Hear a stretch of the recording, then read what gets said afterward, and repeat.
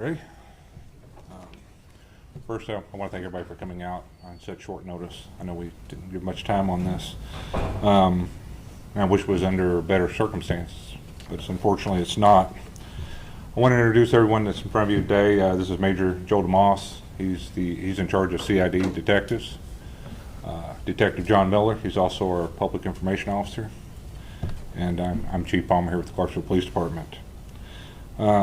What I want to talk about is the events that occurred on July 27th at 8 in the morning. If you're not aware, we responded to a fire call at the 400 block of Kensington Avenue. Upon arrival with Clarksville Fire Department, we did find an active fire, and during the investigation of that fire, a body was found inside the apartment. That individual has been identified. The correct name on that's going to be a Melody, and I'm sorry on the last name here, is Gambetty, G-A-M-B-E-T-T-Y. Due to the circumstances that the victim was found, we knew this to be a homicide, and at that point an investigation began, not only for the arson of the original call to fire, but also for the homicide at the scene. At this point, due to some of the details involved in this case, which are very disturbing, I'm going to turn this over to Major DeMoss so he can answer those questions. I would ask that you remember this is an open investigation. Some of the questions will not be subject to discussion. And at that point, once we get further into the investigation, those questions can be answered further by our PIO, John Miller. So at this time, I'm going to turn this over to Major DeMoss. Good morning. Good morning, sir. As the chief explained, y'all have the victim's name. I think y'all are. Is everybody aware of the suspect's information, suspect's name? I'll reiterate. Yesterday's crime scene, in my 23 years, is probably one of the most horrific that we've been involved in. So, due to respect of the family, I mean, the investigation is still ongoing. We do have a suspect in custody, and this morning he is being charged with murder through Jeremy Mull's office in Clark County. I'll try to answer as many questions as I can, but I do want to be somewhat respectful to the family. I think you all will have a copy of the probable cause affidavit this morning. If y'all might have already read it or seen it, so you might already know some details. And I can elaborate on some of those details, as horrific as they are, but once again, do want to be respectful for her family, her friends, and everybody else. So any questions that you may have, that I'll try to answer the best I can. Detective, the PC affidavit is not yet ready. Jeremy Mull's office is still preparing it. Okay. But from the rumor mill, let's sort aside that versus fact. There's rumors that this poor lady was decapitated, her fingers were cut off, she was found in a suitcase. What can you tell us about that, sir? It's all true. So, and I'll start from our investigation yesterday. We were called in reference to an arson. When fire department arrived, they went inside. They found Miss Gambetty, and when they found her, she was decapitated. So our investigation started from there. Through our police work and our investigation, we were able to obtain surveillance footage of the area through a residence across the street. Through that surveillance video, and then canvassing the area, our detectives here are top notch and did a great job on the canvas. That canvas led us to a suspect, and then with the video surveillance as well, led us to a suspect. We then investigated the suspect, found a location where he was living. I had initial contact with him, and after reviewing the video footage of the surveillance, we determined him as our lead suspect. We obtained a search warrant for his residence, and at which time we found enough evidence at his residence to charge him with a homicide. So we found all the pertinent evidence that we needed at his residence. So Now, at this time, do you think the suspect and the victim had a prior relationship? Did they know each other? You know, as of right now, going through our investigation is still early going. But I personally believe that there was no connection there. We believe that this was probably a botched robbery or home invasion, and it just went bad. What's her cause of death? As of right now, autopsy is scheduled for 9 o'clock tomorrow morning. So we will not know the cause of death for sure till then. Is there anything preliminary, any signs of gunshots or anything? There are signs of her being stabbed several times. Major, there was talk that on the surveillance video obtained from a neighbor that he was actually seen, your suspect in this case was seen with a suitcase. Is that true? And were there any body parts in that suitcase, sir? That's all true. What is your understanding of this suspect, Mr. Brian Williams? Does he seem to have was he having some psychotic breaks? I episode? cannot comment on anything like that. I mean, he was actually cooperative speaking with us to a point, but as far as any issues like that, I can't comment. And the suspect entered the home by himself? He was just by himself when he entered? That's correct. My final question, someone like you who's a veteran who has given 23 years to law enforcement, when you see a case as egregious as this, you said it's one of the worst you've seen in 23 years. I know you want to get justice for every single one of your victims, but after what you witnessed yesterday in that home, how much do you want to push for Ms. Gambetti and her family? I mean, as a law enforcement officer, we want to see, justice. I mean, to whatever extent that is. Especially when you see a brutal crime scene like this that, and the viciousness of it. Yeah, I mean, I had a conversation with her son this morning on the way into work, and, trying to explain to him,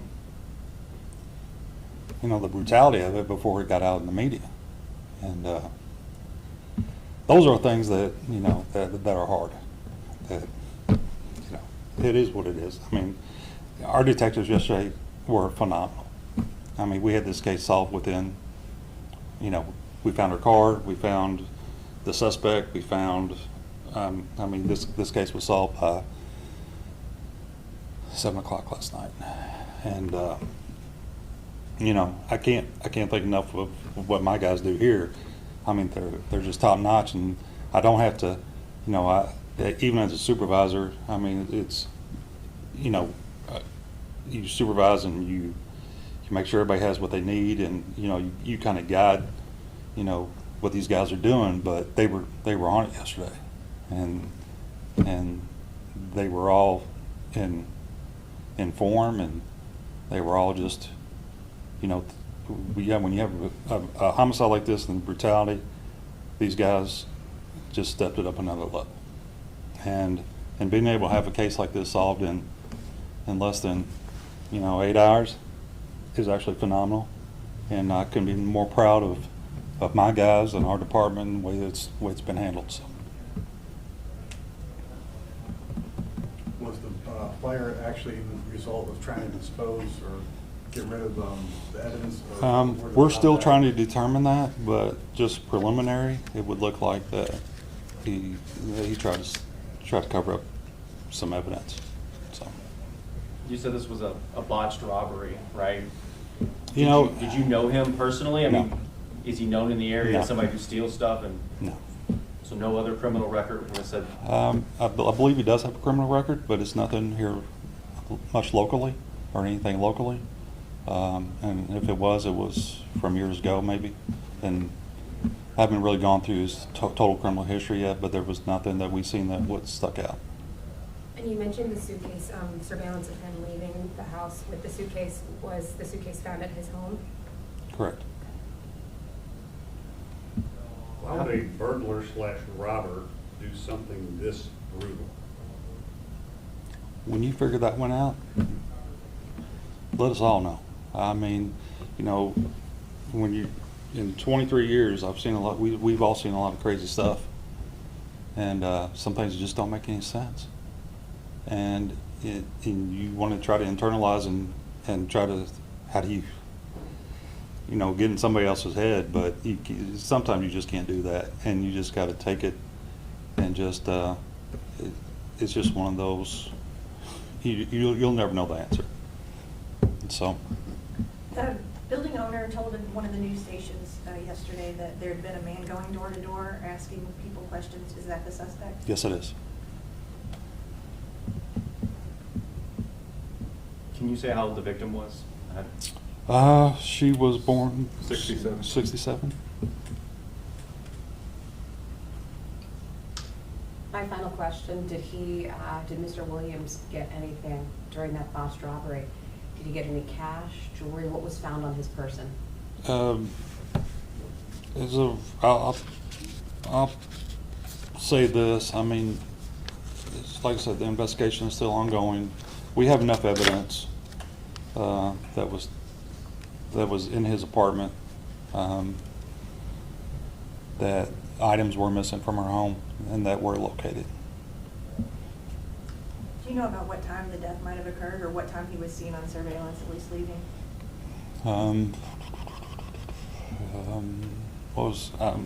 What's today's date? It's 28th? 28th, 26th In the evening or? in the afternoon. Do you all think that if you didn't solve this as quick as you did in under 8 hours, there'd be more victims today? No. No, I don't think there'll be any more victims. I think this was, we don't have murders here in Clarksville. Okay? We just don't. I mean, we've had 2 in the last month and a half, and we've solved both of those rather quickly. And I think those were the first 2 homicides we've had in a few years, if I can remember correctly. But we don't have that type of crime here in Clarksville. But no, I think this was just an opportunity, and it went bad and went real bad, and it's one of those things that I'll probably never see in my career again, and I hope none of my detectives ever see this in their career again. So, If your victim was killed on the 26th, and this fire, Clarksville Fire responded around 8 a.m. on the 27th, are we to believe that Mr. Williams went back, retraced his steps, and set the victim's apartment on fire? as of right now, we're not 100% on that. That is a possibility, though. Or he might have stayed in the apartment, is that a possibility No. as well? No, It's we your have him. understanding that he at least left? We know he left. Right. And like I said, our investigation's still ongoing. We still have several hours of video surveillance to go through. And right now, our efforts are concentrating on the crime scenes and evidence and the collection and processing and everything else. So, but yeah, that will be a question that will be answered down the road.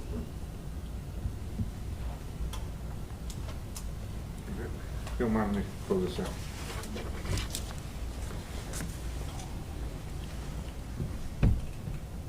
Clarksville's a small community.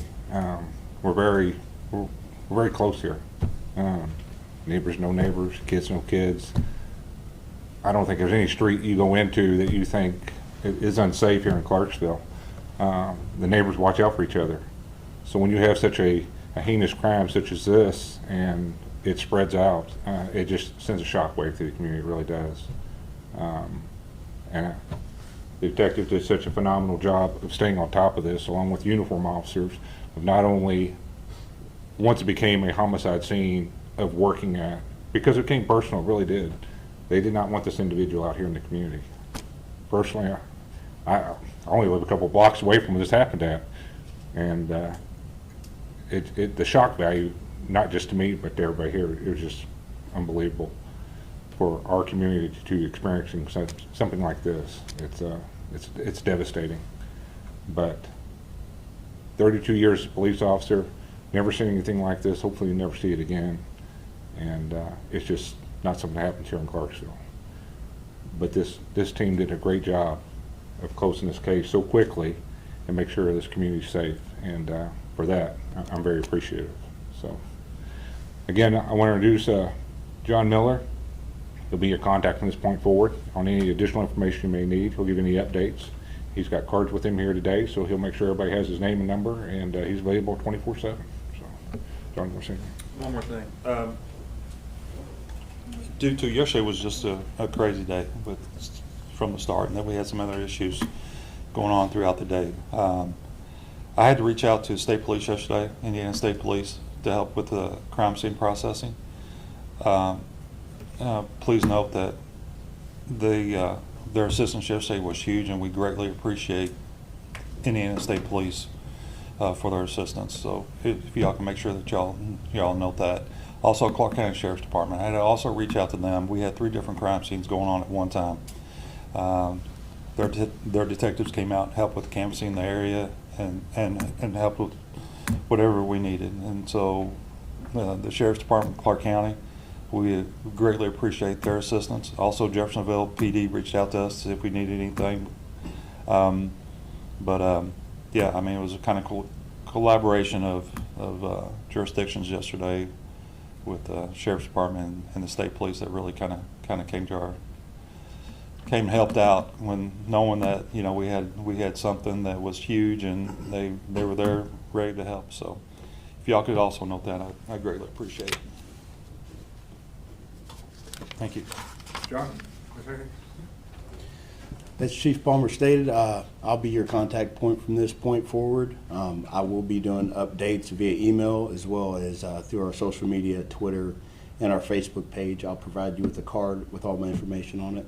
If you don't mind, emailing me, and that way I could add each one of y'all individually in my email group. So thank you for coming out. Appreciate it.